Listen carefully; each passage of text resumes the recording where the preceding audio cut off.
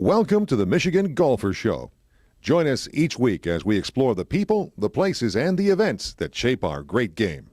This is Jack Berry. We're here on the Michigan Golfer on TV, and today we're going to grow some grass with a man who really knows how to grow it, Jon Maddern, the superintendent at Elk Ridge Golf Club up in Atlanta, Michigan, and the president of the Golf Course Superintendents Association of America. And how long have you been at Elk Ridge? I've been at Elk Ridge 14 years. You were there right from the start, weren't you? I came in the year after they had started construction. They started in 89 and I started in 90. So I got to finish it up and grow it in. Tell us a little bit about the golf course.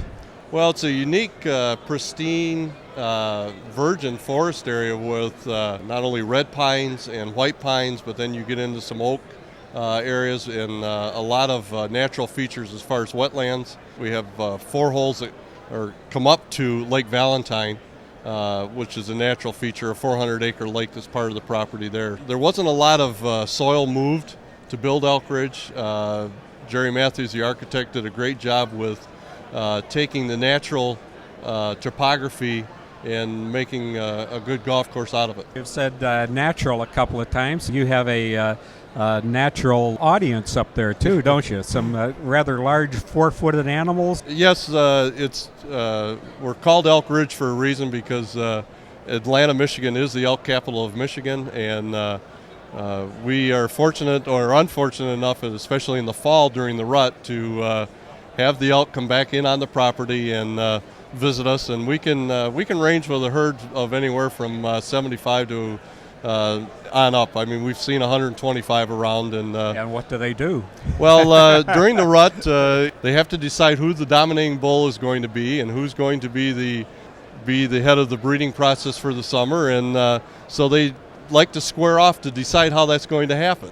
And the ring is usually one of your greens, is that right? Yeah, we've had the opportunity. In fact, the year before we opened, that the number 1 hole was the deciding factor, as we call it, the boxing ring, to square off and decide who that was going to be. And you could see from the footprint pattern all around the green and in the bunker where the cows were basically observing. So we called it the boxing match of the season that year.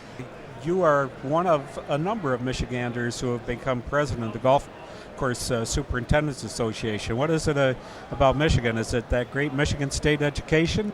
Well, Michigan State has played a huge role in it as far as there's probably half of us have gotten our education from there that have been involved with the national. Others have come in from out of state type situation, but the knowledge and the research that's taken place from Michigan State has helped us move along. And we've always had a strong fraternity or fellowship as far as being involved not only on the local side, but also on the national end of it. And yes, I'm one of 8 presidents from Michigan. I'm the 8th president from Michigan to serve as president of GCSA. What does it entail? What is it? A 1-year term, 2-year term? Well, as a board of directors, on the director's level, it's a 2-year term, and then once you hit the officer's level, it's a 1-year term.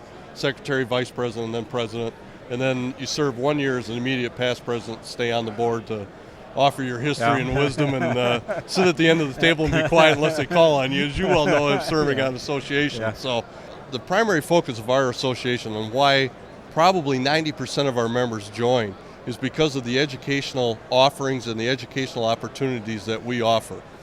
The other area is our career development. Major focus that's really come on board in Jack, probably the last 5 years, with a huge emphasis, has been the environment and also the regulatory end of it, working with the regulators as far as what products we need to have, how we can work with them, bring facts to them, bring science to them, and show that golf is good for the environment. Years ago, when golf courses were looked down on as big polluters and all, but I think that actually you've been with the Golf Course Superintendents Association in the lead as far as environmental practices and practicing good ecology. Exactly, and we've always been the steward of the land. I mean, I tell people, it's the last thing I want to do is do anything that would harm the Great Lakes because they're so vital. We have a great asset, and I don't want to do anything that would affect that end of it. And we both can live in harmony and exist in harmony together.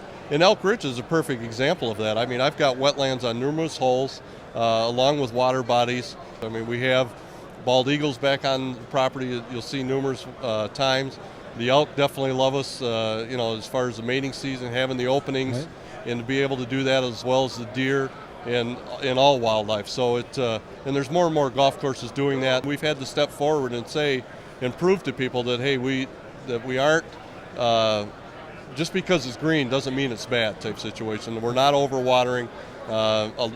In the country, a lot of golf courses are using recycled water. Well, it sounds like your terms on the national level have been an enjoyable time and a good learning period too. Oh, it has been, Jack. I mean, I'm fortunate that I've had the support from my owner and from the club to be able to do it, and from my family. But it's taught me to be able to delegate a little bit more. But it's also been my honor to represent the 22,000 members that we do have in our association, because without a golf course and without the golf course conditions that people want, golf wouldn't be where it's at today.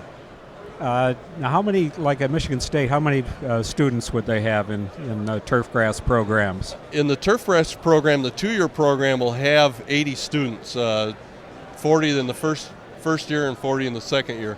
The 4-year program, Jack, when I was in school and involved with the MTF back in the late 70s, early 80s, they had probably 8. I think their numbers are now up to about 40, 45 students in either the freshman through senior level of the 4-year program.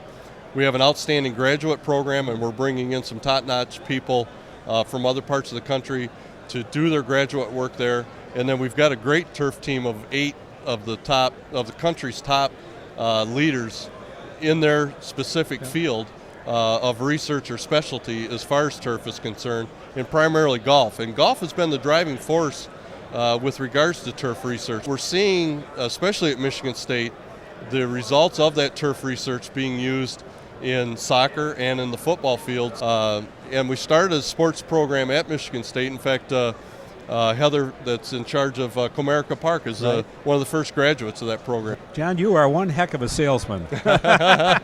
We can see why Jon Maddern has been the president of the Golf Course Superintendents Association of America and one of the top superintendents in Michigan. John, thanks for visiting with us today here on Michigan Golfer Live.